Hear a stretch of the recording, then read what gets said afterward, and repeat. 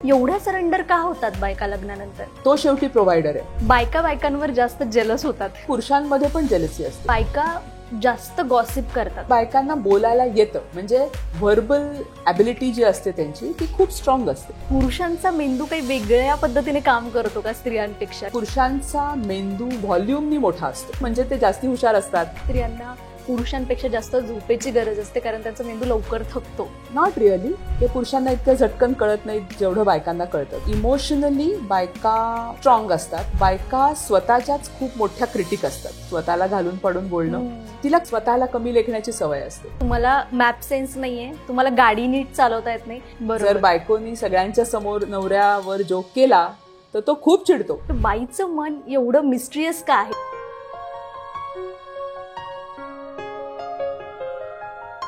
असं म्हणतात की बाईचं मन जाणणं सगळ्यात अवघड गोष्ट आहे, ते लवकर कळून येत नाही. यामागे असं नेमकं काय सिक्रेट आहे, असं काय गूढ आहे स्त्रीच्या मनामध्ये की जे आपल्याला पटकन कळून येत नाही? आणि याच प्रश्नाचं उत्तर देण्यासाठी आज आहेत आपल्याकडे डॉक्टर मृदुला आपटे. डॉक्टर, आजच्या पॉडकास्टमध्ये आपलं मनापासून स्वागत आहे. तर बाईचं मन एवढं मिस्ट्रियस का आहे, एवढं गूढ काय की जे कळून येत नाही लवकर? मला वाटतं आपण समाज म्हणून बाईचं मन गूढ आहे असं थोडंसं बनवलंय. त्या मनावर एवढे लेयर्स साचलेले आहेत, सामाजिक किंवा सायकोलॉजिकल किंवा बायोलॉजिकल, की ते असं गूढ वाटायला लागलंय आपल्याला. असं गूढ मन वगैरे नाहीये. सरळ सोपं मन आहे, पुरुषांसारखंच मन आहे, फक्त ते खूप कॉम्प्लेक्स झालंय. आपण ते कॉम्प्लेक्स केलंय थोडंफार. समाजाची जबाबदारी आहे. म्हणजे असं काय सिक्रेट असेल की पुरुषांना अगदी म्हणजे घरातल्या घरात नवऱ्याला वाटतं की तिच्या मनात काय चाललंय मला कळत नाही, असं होतं का? म्हणजे काही तिच्या मेंदूशी कनेक्शन आहे का या गोष्टीचं? हो, ॲक्च्युली बायकांना इमोशनली जास्ती लवकर कळतं, लवकर समजतं. सेन्सिटिव्हिटी बायकांची खूप जास्ती असते. म्हणजे एखाद्या माणसाकडे बघताना सुद्धा त्याच्या चेहऱ्यावरचे इमोशन्स जे पटकन बदलतात ते पुरुषांना इतकं झटकन कळत नाही जेवढं बायकांना कळतं. कारण त्यांचे काही ब्रेन स्ट्रक्चर्स जास्ती फंक्शनल असतात, जास्ती स्ट्रॉंग असतात, जे इमोशनल स्ट्रक्चर्स असतात म्हणूयात आपण. त्याच्यामुळे काय होतं की ते खूप लवकर छोट्या छोट्या गोष्टी, छोटे छोटे प्रॉब्लेम्स पण परसिव्ह करतात आणि त्याच्यामुळे ते त्याच्याबद्दल विचार करत राहू शकतात, जे की पुरुषांना कळत सुद्धा नाही की असं काही झालंय आणि ते मूव्ह ऑन, ते त्यांच्या नजरेतच येत नाही. सो त्याच्यामुळे बायका त्याच्याबद्दल विचार करतात, मग त्याच्याबद्दल ब्रूडिंग करतात. आणि मग दुसरा जो समाजाचा भाग आहे, सोशल भाग आहे, की प्रत्येकच गोष्ट एक्सप्रेस करायची नाहीये किंवा एखाद्या फ्रेमवर्कमध्ये राहायला आपण शिकायचंय, असं आपली धारणा असते. मी लहानपणापासून असं आपल्याला शिकवलं जातं. त्याच्यामुळे मग आपण मनात ठेवण्याची वृत्ती आपली तयार होते आणि मग ते सगळ्याचं कॉम्बिनेशन इतकं असं ते खिचडी होते मनात की शांत राहिलेलं बरं, गप्प बसलेलं बरं. खूप आपली ओपिनियन्स दिली तर ती मानली जातील असं नाही, त्याच्यापेक्षा आपण मनात ठेवूयात, असं ते इंटरनलायझिंग ज्याला आपण म्हणतो तसं होत जातं. बायकांच्या मनात राहत नाही असं म्हटलं जातं, म्हणजे पुरुष टाळतात, नको तिला सांगितलं की तिच्या पोटात काही राहणार नाही, ती सांगून देईल. असं आहे का खरंच? आय थिंक हे पुरुष किंवा समाज जनरली बोलण्याची त्यांची स्टाईल आहे. जर बायकांच्या मनात राहत नसतं तर कितीतरी वर्ष सासरचा जाच किंवा बाकीचे जे प्रॉब्लेम्स असतात, सेक्शुअल अब्यूज म्हणा, डोमेस्टिक व्हायलन्स म्हणा, इतकं डिस्क्रिमिनेशन कामाच्या ठिकाणी सुद्धा असतं, पण त्याच्याबद्दल उच्चारत नाहीत कोणाकडे. म्हणजे कितीतरी वर्ष मारहाण घरात होत असली तरी त्या कोणालाही सांगत नाहीत. जर बायकांच्या मनात राहत नसतं तर असं झालंच नसतं. ऍब्सोल्युटली. मग यामुळे त्यांचं कुठेतरी इमोशनल कोशंट जास्त असतो का पुरुषांपेक्षा, की त्यांना फार लवकर इमोशन्स कळतात? हो, इमोशनली बायका स्ट्रॉंग असतात. कारण स्ट्रॉंग असतात म्हणण्यापेक्षा त्यांची समज चांगली असते. इमोशन्सची समज, जसं मी म्हणलं, चांगली असते. सेन्सिटिव्हिटी चांगली असते, पटकन कॅच करतात त्या. बरोबर. दुसरं म्हणजे त्यांची व्हर्बल कपॅसिटी चांगली असते, म्हणजे त्यांना एक्सप्रेस चांगलं करता येतं. नॉन व्हर्बली पण आणि व्हर्बली पण त्यांना समजून सांगता येतं. मला काय होतंय हे खूप छान एक्सप्रेस करता येतं त्यांना, आणि दुसरे काय सांगतायत ते खूप छान त्यांना कळू शकतं. दुसरी गोष्ट म्हणजे आपल्या 2 हेमिस्फिअर्स असतात ब्रेनची, लेफ्ट आणि राईट, आणि त्याच्यामध्ये एक कनेक्शन असतं, कॉर्पस कॅलोसम नावाचं एक नर्व्सचं बंडल असतं, ते कनेक्ट करतं दोन्ही ब्रेन्सला. तर ते जे कनेक्शन असतं ते खूप स्ट्रॉंग असतं. त्याच्यामुळे बायका सारासार विचार चांगला करू शकतात. म्हणजे एखादं आपल्याला डिसिजन घ्यायचं असेल तर पुरुष फॅक्ट्स बघतात आणि पटकन डिसिजन घेऊन टाकतात. त्याच्यामुळे आपल्याला वाटतं की पुरुष खूप छान प्रॉब्लेम सॉल्व्हिंग करतात आणि करतातच. डिसिजन मेकिंग चांगलं असतं असं ते करतातच. म्हणजे that is they are good at it. त्यांचं लॉजिकल रिझनिंग चांगलं असतं, लिनियर थिंकिंग चांगलं असतं, त्याच्यामुळे they are good at it. That is a fact. That doesn't mean woman are bad at it. Okay. कारण सारासार विचार करण्याची जी क्षमता आहे ती बायकांमध्ये आहे. त्याच्यामुळे ते प्रोज अँड कॉन्स बघतील, त्याच्यात कोणाचं नुकसान नाही होते ना तेही बघतील, इमोशनल पार्ट पण बघतील आणि मग डिसिजन घेतील. त्याच्यामुळे त्यांना थोडा वेळ लागतो, पण ते डिसिजन कधी कधी जास्ती कॉम्प्रिहेन्सिव्ह डिसिजन असतं. ते एवढी समज असूनही बायका जास्त लवकर इमोशनल होतात, त्यांच्या डोळ्यात लवकर पाणी येतं. असं का होतं की ते इमोशनली समजूतदार असून सुद्धा ते रडतात लवकर आणि छोट्या छोट्या गोष्टींवर त्या हर्ट होतात? असं का होतं? मग पुरुषांना रडायची मुभा नाहीये, नाही तर तेही रडले असते. ओके. नाही, किंवा मग असं मेंदूशी काही आहे का की कुठले हार्मोनल सिक्रेशन्स होतात त्यामुळे ते बाहेर येते, त्या कंट्रोल करू शकत नाहीत, असं काही होतं का? नाही, खरंच म्हणजे पुरुषांना जे प्रॉब्लेम्स असतात, स्ट्रेस असतो, त्याच्यामुळे जर त्यांना रडण्याची मुभा असती तर ते रडले असते. ओके. सो रडण्याच्या बाबतीत बायका आणि पुरुष वेगळे आहेत असं मला नाही वाटत. पण बायकांच्या आयुष्यात अशा काही गोष्टी होतात.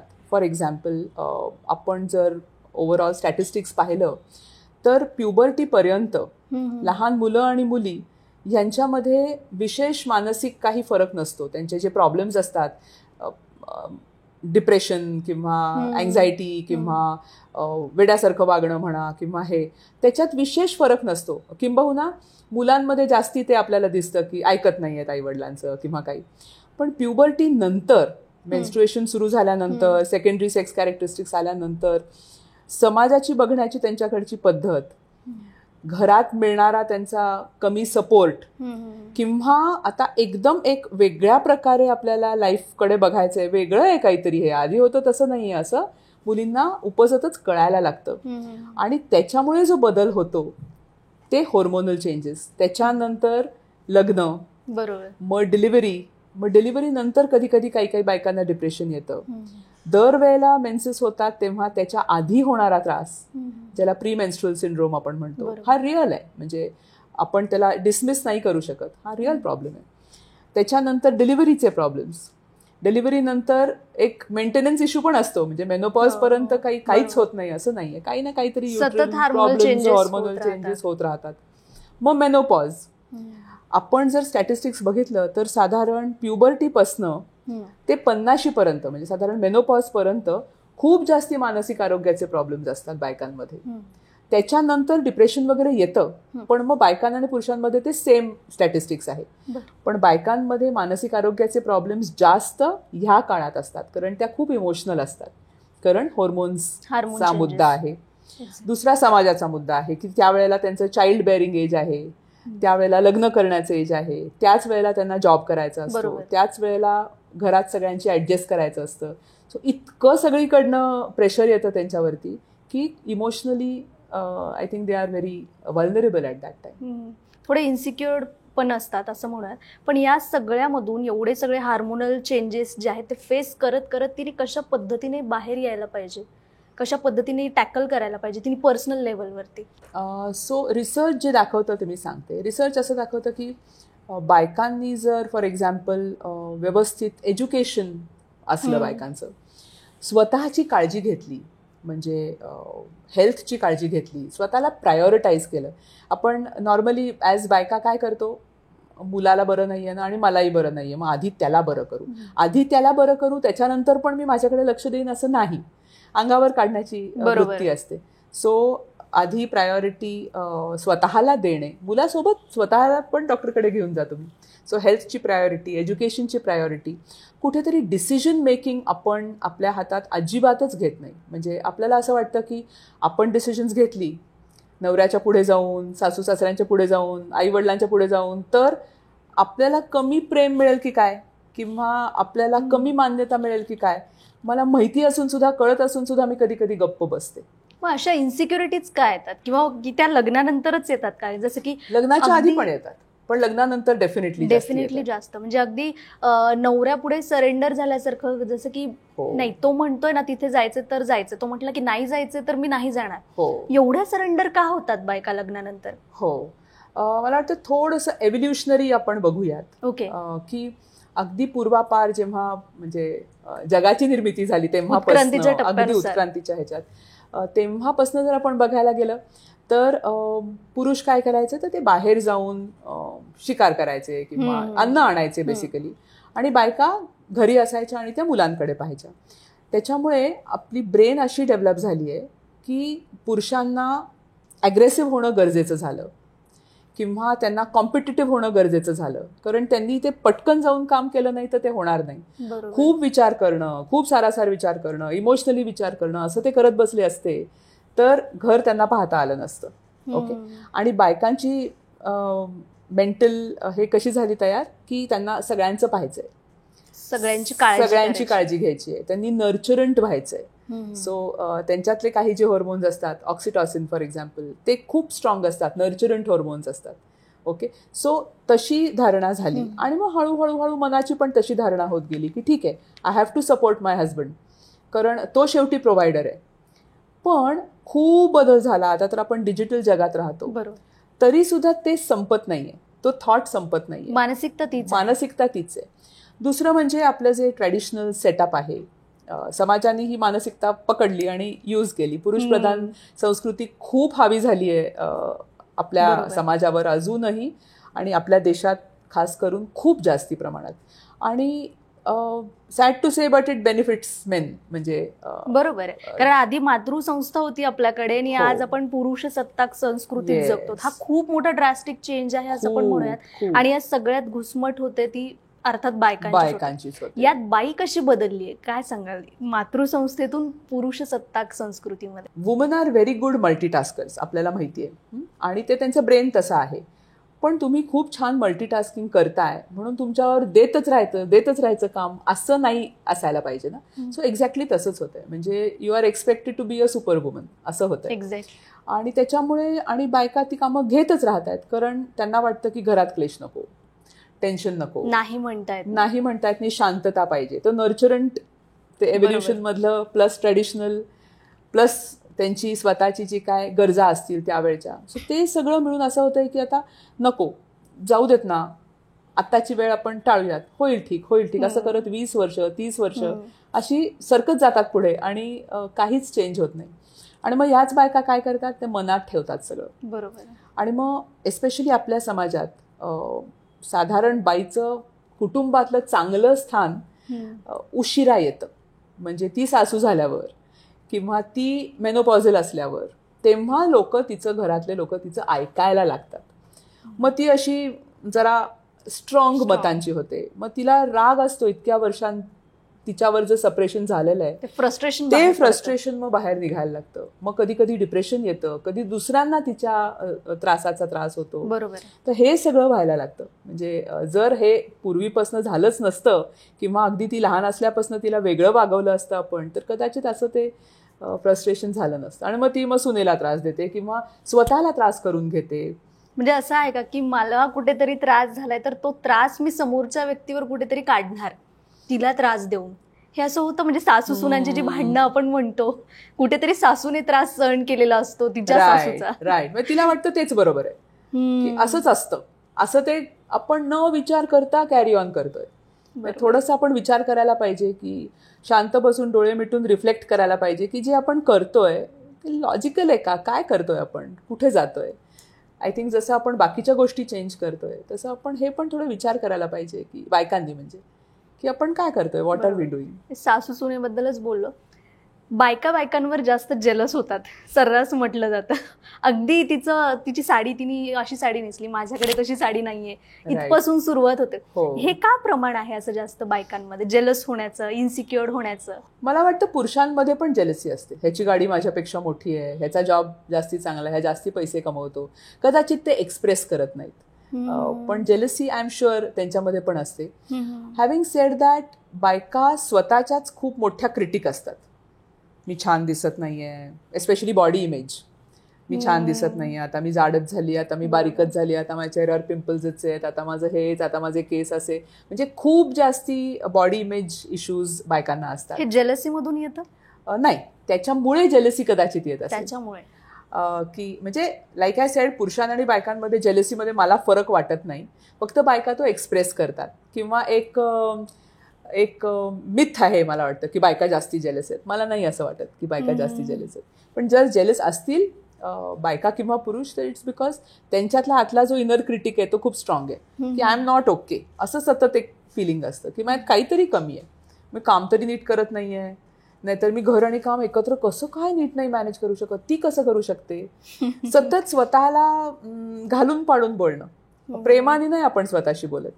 म्हणजे मी अनुजा तुला म्हटलं की तू जर मला म्हणलीस की मला ना ओके नाही वाटत आहे आज, तर मी तुला म्हणेन की अगं असं नको, इट्स ओके, बघ ना, हे होईल ते होईल, हे छान आहे ते छान आहे तुझ्या आयुष्यात, किती मस्त आहे, एन्जॉय युअरसेल्फ, टेक केअर.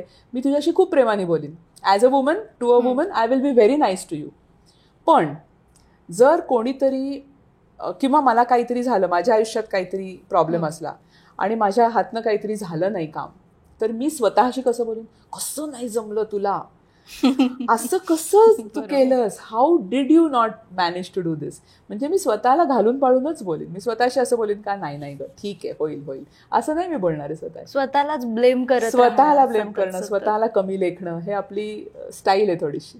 या सगळ्यामधूनच कुठेतरी डिप्रेशन वाढत जातं का बायकांमध्ये? प्रत्येक स्टेजवर, अगदी पोस्टपार्टम डिप्रेशन पर्यंत बायका जातात. हो हो, नक्कीच. म्हणजे लो सेल्फ एस्टीम, स्वतःला घालून पाडून बोलणं.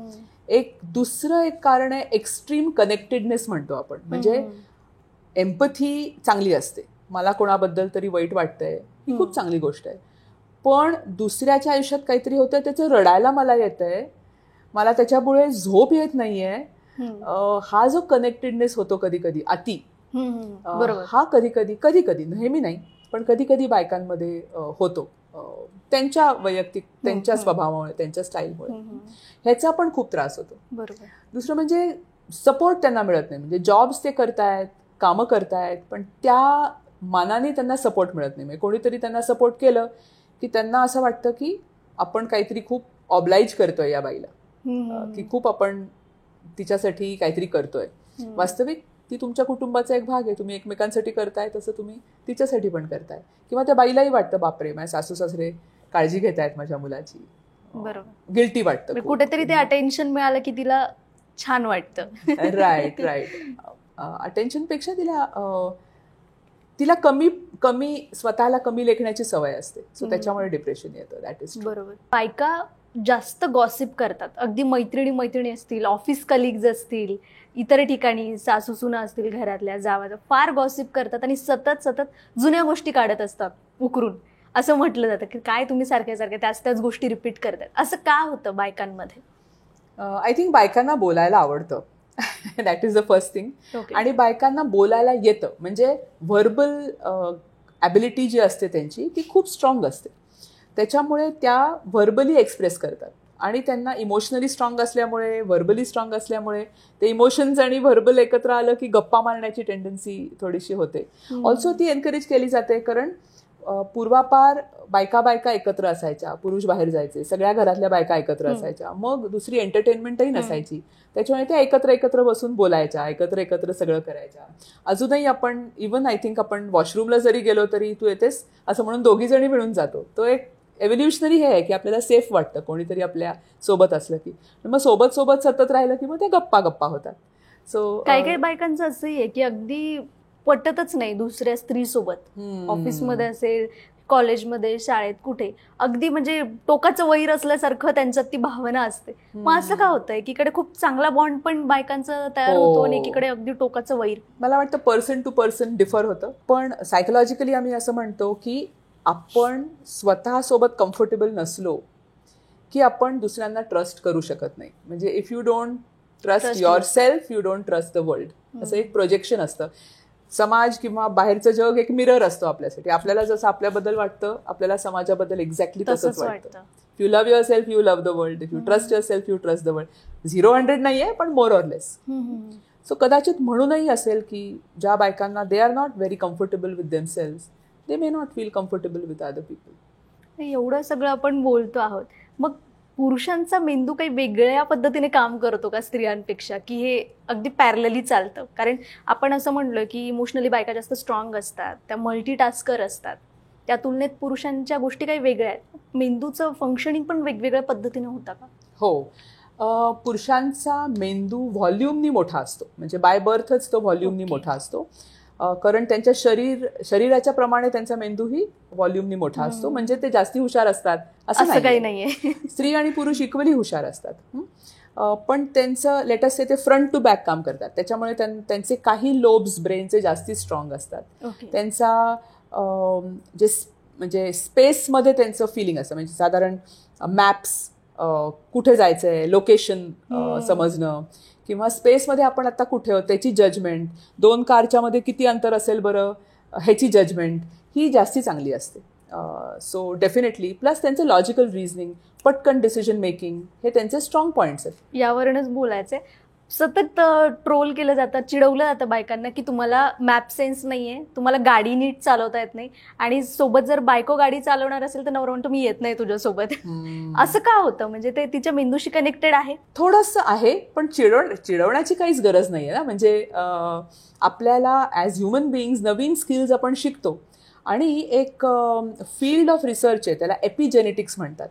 म्हणजे आपण ज्या ज्या नवीन स्किल्स, आता ॲज बायका फॉर एक्झाम्पल आपण ड्रायव्हिंग शिकलोय, तर आमच्या जनरेशनपेक्षा तुमची जनरेशन जास्ती छान ड्रायव्हर्स होईल, तुमच्या जनरेशनपेक्षा पुढची जनरेशन जास्ती छान. सो ते जीन्समध्येच ते ड्रायव्हिंग आता हळूहळू, किंवा स्पेशल जे स्किल्स आहेत ते आता जीन्समध्येच पुढे जायला लागतील. ते बदलत जातात, जीन्स एव्होल्युशनरी सुद्धा आता बदलत जाणार आहेत हळूहळू. त्यानुसार ते आपण आपण अडॅप्ट करत जातो, जशी जशी गरज पडेल आपलं शरीर, आपला मेंदू अडॅप्ट करतो. तसंच ह्युमरचं सुद्धा आहे की एखादा विनोद केला असा कुचकट सार्कॅस्टिकली, तो बायकांना लवकर कळत नाही, मग तुम्हाला ह्युमर सेन्सच नाहीये असंही म्हटलं जातं, तुम्हाला लवकर जोक्स कळत नाहीत.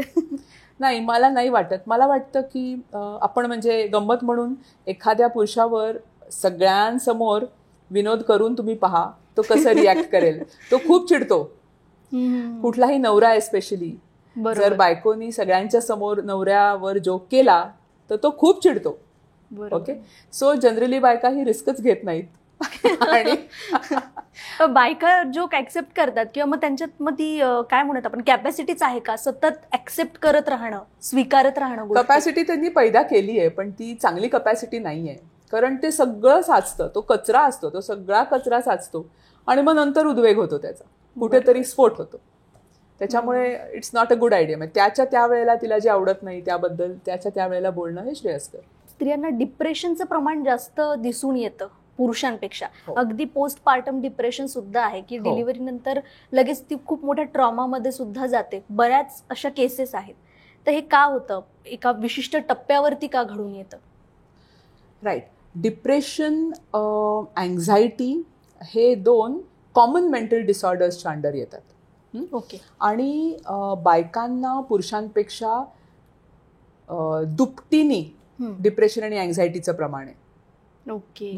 म्हणजे 2 बायकांना होत असेल, 4 बायकांना होत असेल तर 2च पुरुषांना होत आहे. इतकं जास्ती दुपटीने प्रमाण आहे. आणि जसं मी म्हणलं, सिरियस मेंटल डिसऑर्डर्स जे असतात, म्हणजे स्किझोफ्रेनिया म्हणा, बायपोलर डिसऑर्डर म्हणा, त्याचं प्रमाण दोन्हीमध्ये इक्वल आहे. आता त्याचा मी तुम्हाला फरक सांगते. कॉमन मेंटल डिसऑर्डर्स हे खूप सायकोसोशल फॅक्टर्सनी पण इन्फ्लुएन्स होतात, आणि सिरियस मेंटल डिसऑर्डर्स हे खूप प्रमाणात बायोलॉजिकल असतात.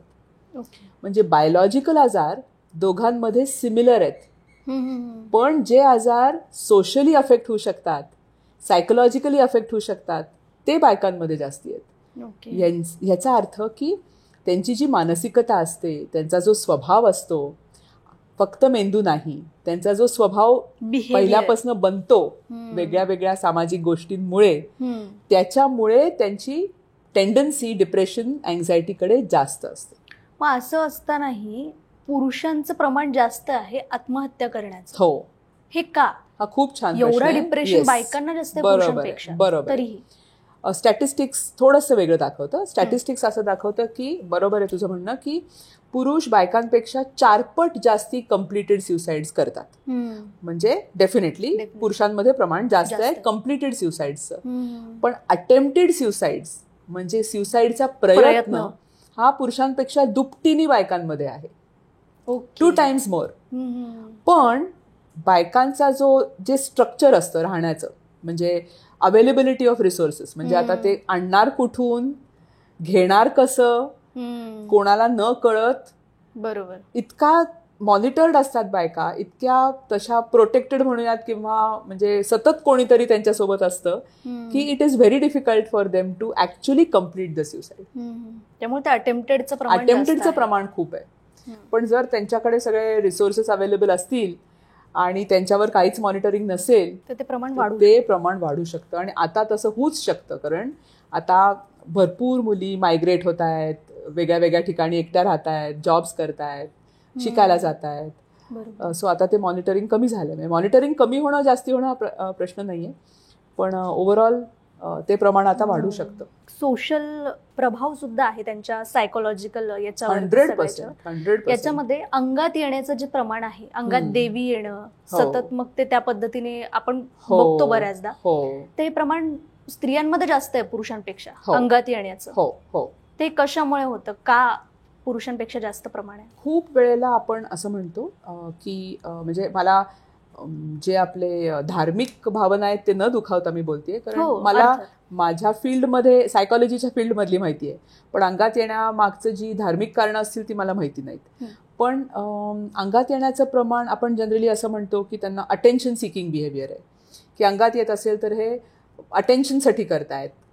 ओके.